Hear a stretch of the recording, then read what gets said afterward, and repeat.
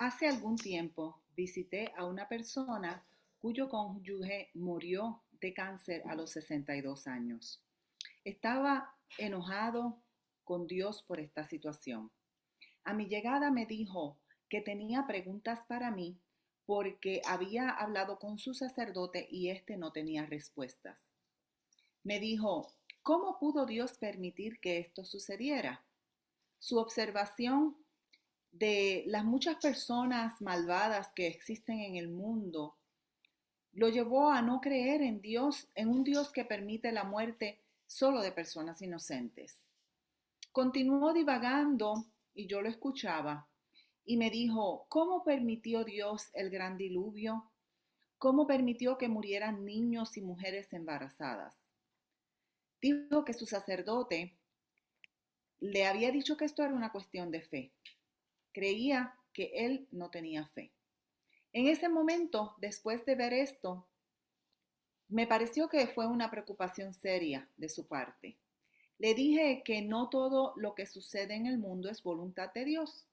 Muchas cosas suceden como respuesta de los mismos pecados de la humanidad. Sin embargo, sus preguntas eran muy válidas. Finalmente le dije, yo también tengo muchas preguntas para Dios y estoy esperando el momento en que esté ante la presencia del Señor para preguntárselas. Estas preguntas no pueden ser contestadas por un sacerdote, un pastor o personas aquí en el mundo, porque son mis preguntas para Dios y solo Dios necesita responderlas. Él se sintió un poco aliviado y me dijo que tenía una lucha muy grande en entender cuál era la voluntad de Dios en ese momento. Yo le dije que muy bien como la mayoría de nosotros tiene la lucha de entender la voluntad de Dios. El texto de hoy es dirigido a la iglesia de Efesios y está escrito por Pablo o sus seguidores. Y también es una expresión o una pregunta sobre la voluntad de Dios. Sabemos que la epístola de los Efesios es el 10º libro del Nuevo Testamento. La carta fue escrita por Pablo o sus seguidores, pero por supuesto, pues un seudónimo fue usado, ¿verdad? De que Pablo fue el escritor. Se dice que fue escrito al año 62 después de Cristo, al igual que Colosenses y Filemón, y cuando Pablo estaba en la cárcel de Roma. Otros eruditos han dicho después de mucho estudiar que probablemente fue escrito por seguidores de Pablo y entonces le consideran como una carta deuteropaulina, ya que utiliza a Pablo como su seudónimo. Una expresión o la otra, como quiera, son enseñanzas de Pablo y aprendemos de ella. El autor nos quiere hablar sobre la unidad de la iglesia, como le habló a la iglesia de Éfeso, y también sobre nosotros ser una ofrenda de sacrificio vivo a Dios. Comienza el texto diciendo de la siguiente manera en Efesios 5 del 15 al 20. Así que tengan cuidado de su manera de vivir. No vivan como necios, sino como sabios, aprovechando al máximo cada momento oportuno porque los días son malos. Según el autor, debemos tener cuidado de cómo vivimos porque los días son difíciles y malos. Podemos decir que desde el momento en que Adán y Eva salieron del paraíso, el mundo ha vivido con una lucha constante de lo que es el pecado en el mundo o la maldad. El ser humano intentó llegar a Dios con poco éxito. Dios tiene que entonces hacer el proceso para que las personas puedan llegar a su salvación. Vemos muchas narrativas en el Antiguo Testamento donde los diferentes autores hablan de esa constante búsqueda de acercarnos a Dios. Tanto el pueblo israelita como diferentes personajes que vemos en la antigüedad. Pablo entonces nos dice, no sean insensatos, sino que entiendan cuál es la voluntad de Dios, porque precisamente el mundo está lleno de maldad y es difícil acercarnos a Dios. Entonces aquí Pablo nos dice, no sean necios, entiendan cuál es la voluntad de Dios. En otras palabras, ¿cómo puede ser lo que Dios piensa? ¿Cómo puede ser esto? Porque muchas veces no no podemos entender la voluntad de Dios muy simplemente, a menos que no lo escuchemos audiblemente. Muchas cosas que suceden en el mundo no son necesariamente la voluntad de Dios. Dice un autor que en un libro, ¿por qué le suceden a la gente buena cosas malas? O aún más podemos decir, ¿por qué le sucede al pueblo de Dios cosas malas si estamos buscando de Dios? Así podemos ver en las narrativas del Antiguo Testamento las diferentes maneras en que el pueblo de Israel también tenía esta misma peculiaridad y lucha, constantemente tratando de ver cuál era la voluntad de Dios.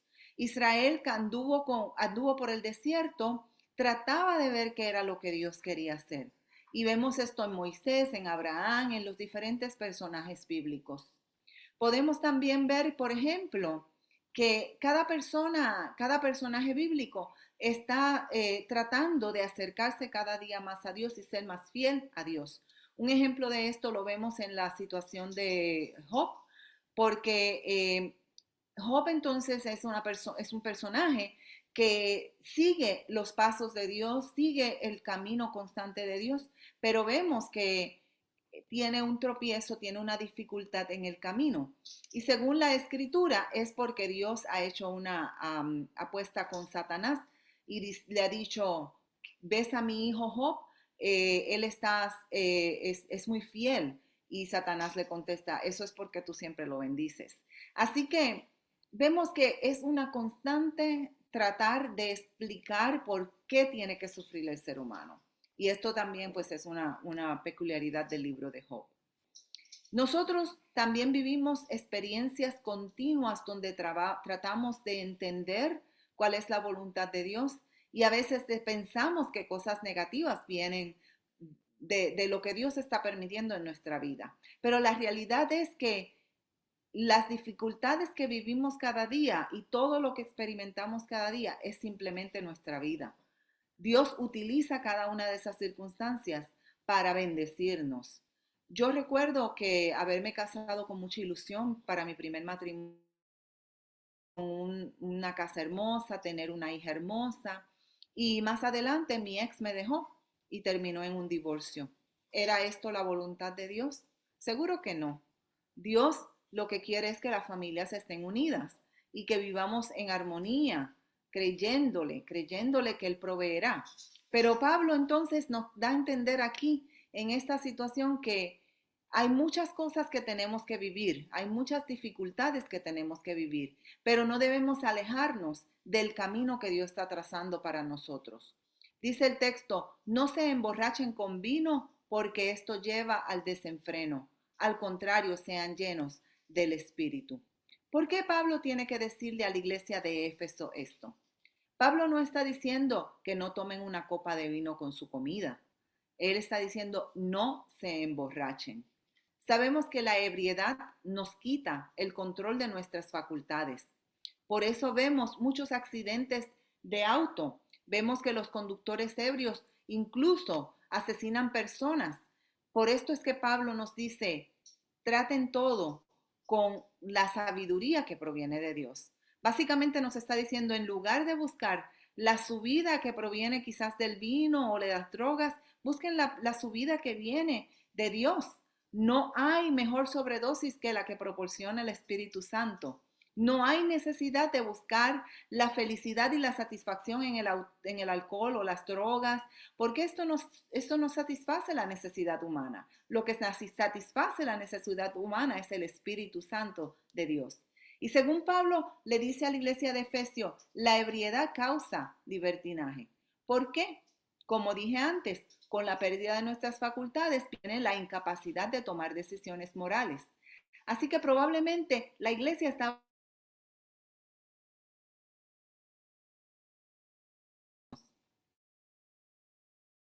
Finalmente, ¿qué debemos hacer entonces según Pablo?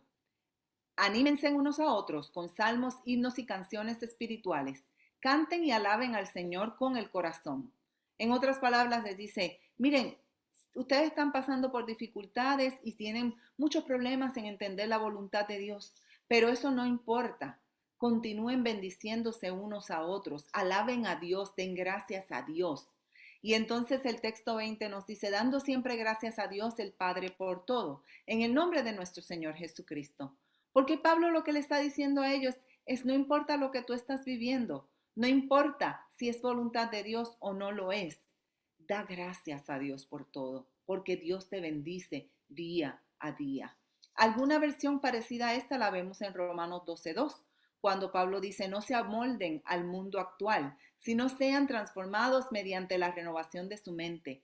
Así podrán comprobar cómo es la voluntad de Dios, buena, agradable y perfecta. Al acercarnos a la mesa hoy te recordamos que la voluntad de Dios es lo mejor para tu vida. No culpemos a Dios por las incapacidades y la necedad de la humanidad. Dios nos ama y se preocupa por nosotros. Recordemos el Salmo 34:18 cuando nos dice que el Señor está cerca de los quebrantados de corazón y salva a los de espíritu abatido. Dios te bendiga.